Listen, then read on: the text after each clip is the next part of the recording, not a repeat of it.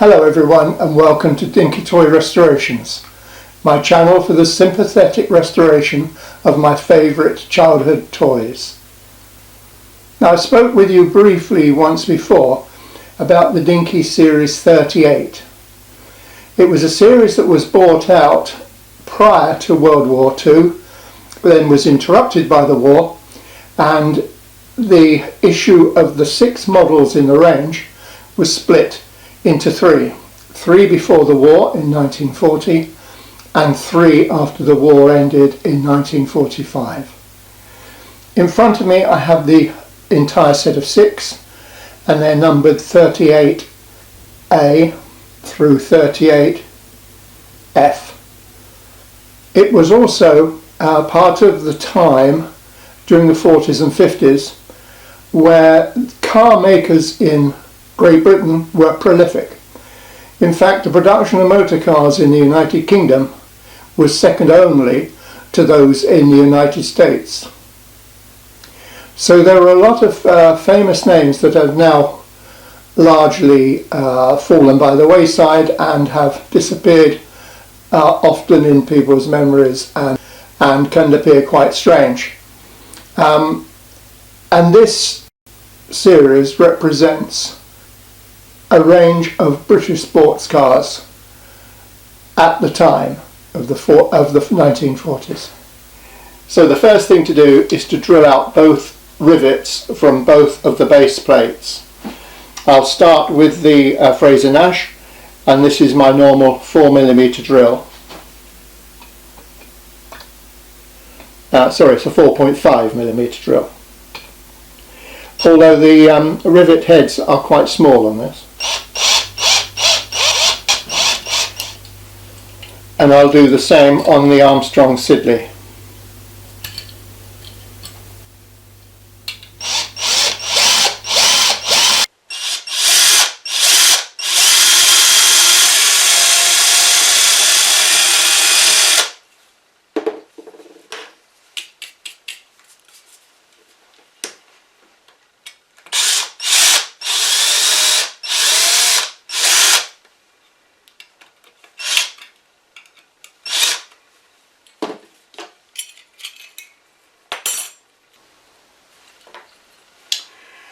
And there we are, a small number of pieces really, but the important one is the broken windscreen in here. Okay, so I have a replacement screen that'll go in. I'm interested to see the pin behind there, and it's just bent over. It's bent to 90 degrees. Can you see the pin that holds the steering wheel in place comes through the casting on the dashboard and is bent over 90 degrees.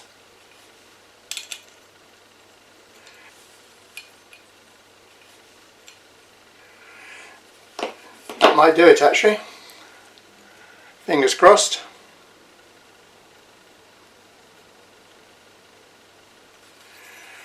Nope, still too much of an angle.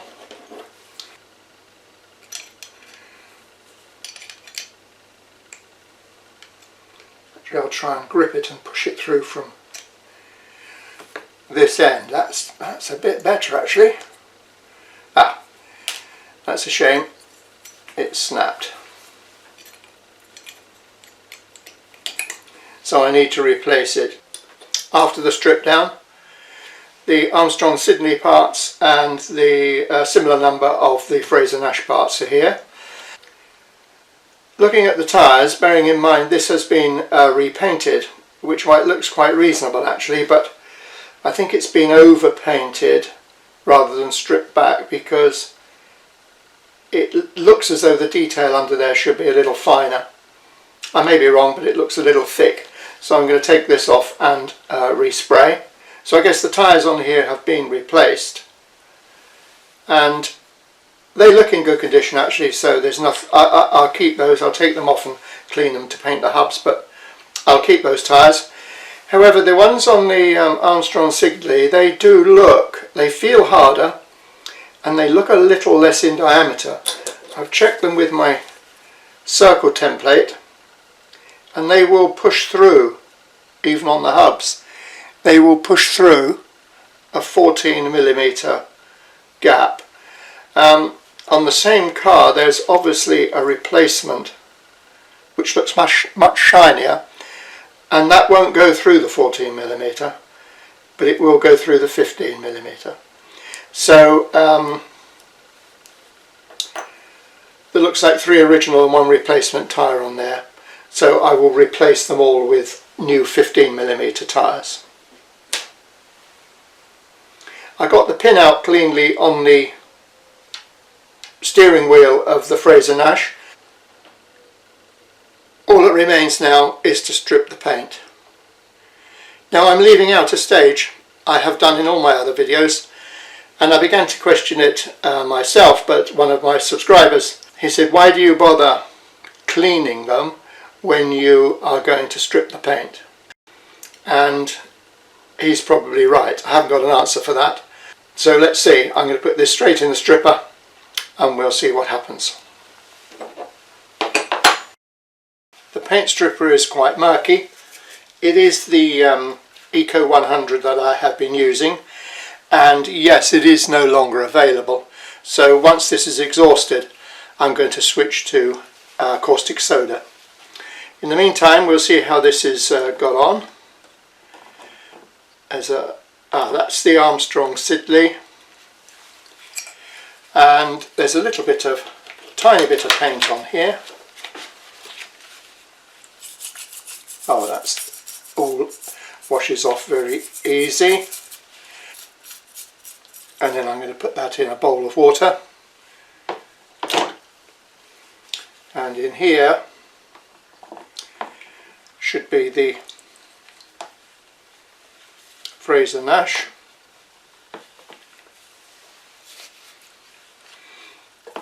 And the blue paint stripped off. Now it was overpainted with blue paint, but that's most of the big bits of, well, all of the big bits of paint gone, so I'll put that in the bowl.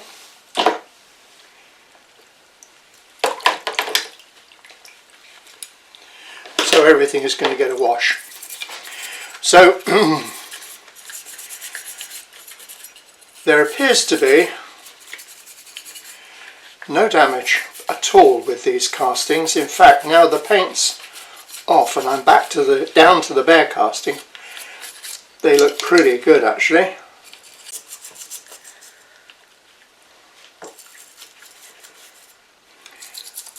The thoughts just occurred to me, I didn't put the wheel hubs in the stripper, so I'll remedy that. I'll put them in when I've done this, and I won't show you the cleaning of those, they'll strip perfectly okay. But I am going to spray paint the wheel hubs black. Black was the earliest colour for the wheel hubs following the war, and the whole of this series initially had black hubs. Now is the time to clean up these castings. I fitted in my Dremel a fibre brush which disintegrates as I use it, giving off a fine sort of dust of particles here, so when I use this I use a face mask. Okay, I've started polishing these castings with a view to removing the oxidisation, ready for priming.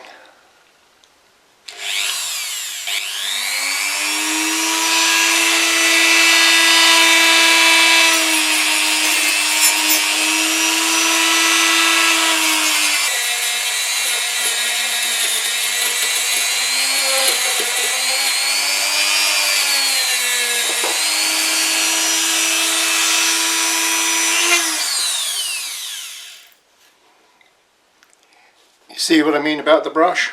Time to change this one.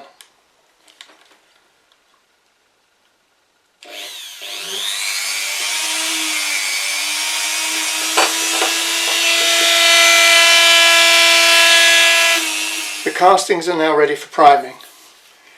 I'm using Halford's grey primer, and it's an aerosol can, and it's a nice day, so I'm going to take these down into the garden and spray them in the open air. I'll bring them back and show you when I've done. So I'm going for a light coat of primer. These are the castings that have been primed. What happened though is the priming showed up some minor amounts of pitting, more so on this Frazer Nash than on the Armstrong Siddeley. So what I've done is I've sanded this back, or taken this back with 800 grit wet and dry, and now I'm going to put another coat of primer on this and see if it's taken out some of the pitting. So this is progress after 2 coats of primer. Looking at them now, the effect of the rubbing back in the second coat on the Armstrong Siddeley looks promising actually. That's fine. I think that'll take a top coat really well. Looking at the Frazer Nash though, there's still some pitting in here, particularly along the back. That side looks fine, but there's still a little bit of noticeable pitting on the door, and I think this probably explains why the previous restorer put such a heavy top coat of blue on it, perhaps to hide this pitting. So what I intend to do is to rub this back once again with the 800 grit wet and dry. On the positive side, I've caught up with those bits that I forgot to put into the paint stripper. They have been stripped, washed and primed and are now ready to paint. There is no need to remove the hubs from the axles in these early models. They sort of fit into slots in the body casting, so there's no problem in removing them, and it keeps the integrity of the original intact. Obviously it will need cleaning up from paint before the final assembly. So what I'm going to do is use some 800 grit wet and dry paper and treat again the finish on the Frazer Nash. Little water there, so just make a sort of a quick pad of this, dip it in the water, and I'm just going to work on the more affected areas where the pitting is the strongest. So I'm going to lightly rub the filler down for a second. This is a second time, obviously.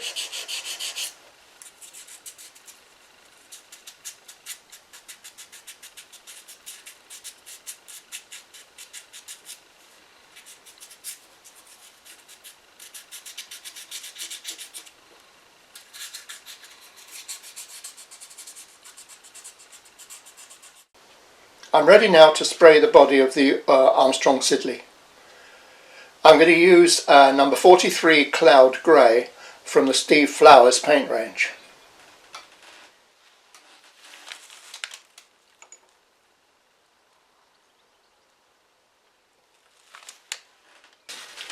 I've mixed that to about 50% paint and 50% cellulose thinners.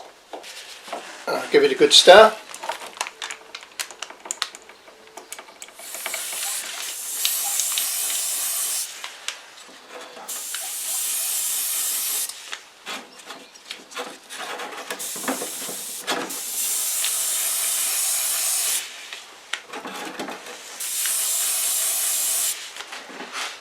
As this is spraying, it's not that much different from the primer grey, but it's softer and warmer, and it will of course be glossy.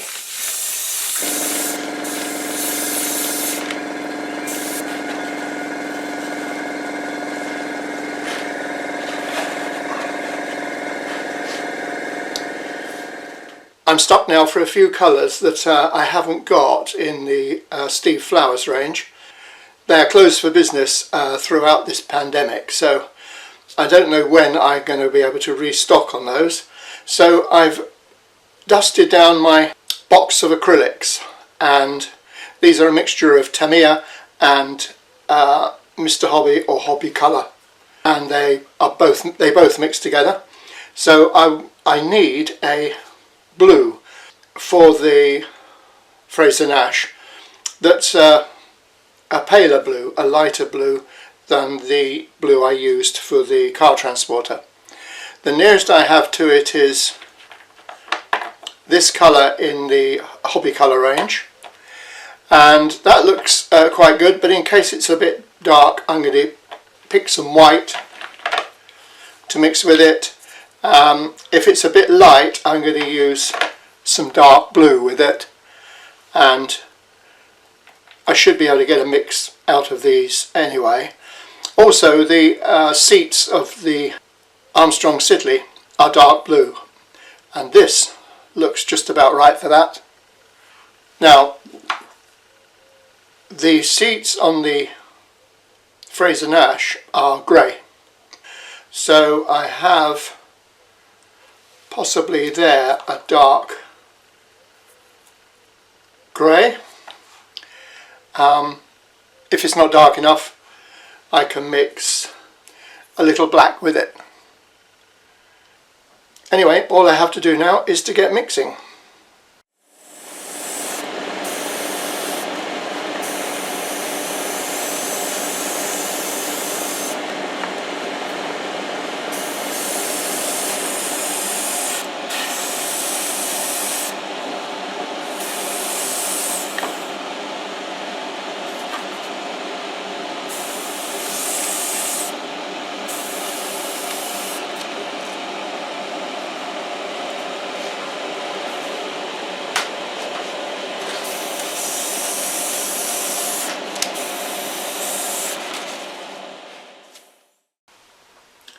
It's time to drill out the rivet posts.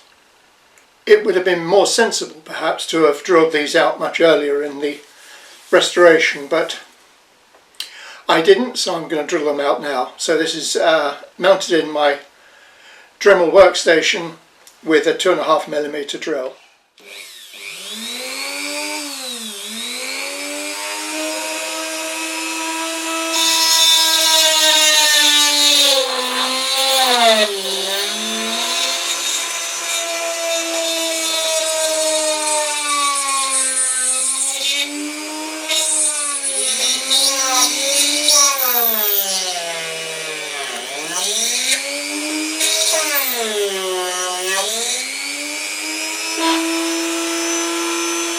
While I've got the workstation out, I've fitted one of the abrasive brushes in here, and I'm just going to clean up the axles.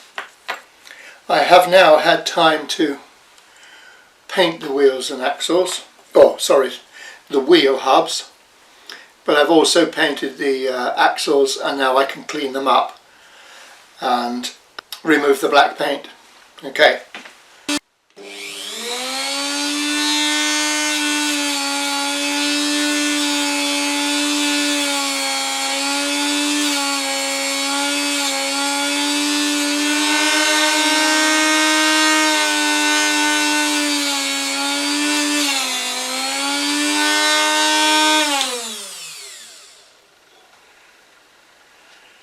Painting the interiors has proved difficult. On the Armstrong Siddeley I spent a long time masking up, and I sprayed some of the cellulose paint, and there was a reaction between the new paint and the dried paint underneath, and I had to spend ages cleaning it, and in the end I decided to brush paint it with acrylics. Now I was surprised this did this because I didn't use the dark blue acrylic that I selected. I used the midnight blue cellulose paint from the Flowers range, and two cellulose paints from the same manufacturer, but I got a bad reaction, so I'm guessing I didn't leave the paint long enough to cure underneath. I left it day and a half, but there we go. So what I'm doing is brush painting both of them with acrylics. I'm trying to do this with my head out of the way so that you can see. but one of the reasons I didn't mask this is that the edge of the back of the seats here is not straight, so it's going to be best done with a brush, I think. So with a bit of luck, because this looks good, I can get away with just the one coat. If I'm not so lucky, I'm going to have to paint it again. Well, here we are. Finally, I'm pleased with the interior colours of both cars. A bit of a struggle really, but the acrylic colours went on well, and in the end I hand painted, brush painted both interiors, one with this lovely dark cobalt blue and the other with the mixed grey. So the acrylics I was selecting earlier, after testing, I didn't use. I ended up using Chroma Colour, an artist's acrylic paint, cobalt blue, for the interior of the Armstrong Siddeley, and a grey mixed from the Vallejo colours of foundation white and dark grey.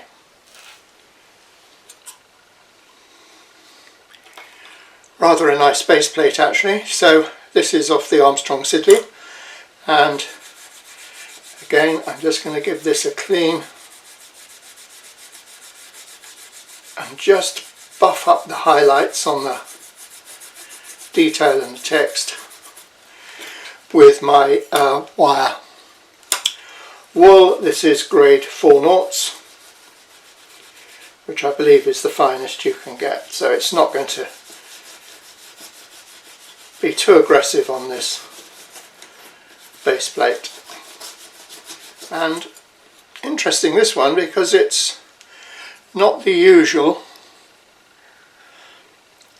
black. It was a different colour. There's some silvery colour here and there's some distinct yellowish colour on it. I have a feeling this could well have been a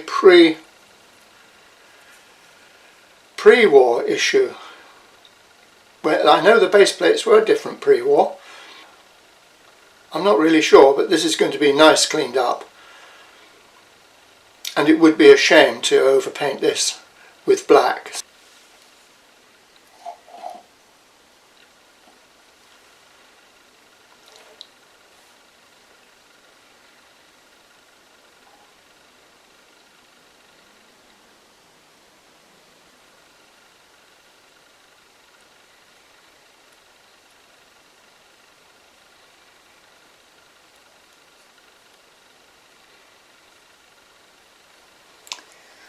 I'm also going to put a coat of varnish, perhaps two, on the seats. There is one more job to do on both cars, and that's to paint the radiators, headlamps and the bumpers. I have a pin that fits the steering wheel. The problem is the hole in the dashboard is smaller than the hole in the steering wheel. To achieve a snug fit, I need to drill out the hole in the dashboard. I've found something that fits the steering wheel, and these are 10mm escutcheon pins. There's plenty in there, and you only need one per vehicle, obviously. Right, so here we have the escutcheon pin, and it fits the steering wheel. So all we've got to do now is to make the escutcheon pin fit the dashboard. Now don't ask me what size drill this is. It came from this old set. You can buy them really quite cheaply of tiny drills. Now over the years they've got a bit mixed up, so I keep them in a box. But all you need to do is hold the steering wheel and try all your small drills until you find one that fits the steering wheel, and then that's the one I use to open up the hole on the dashboard.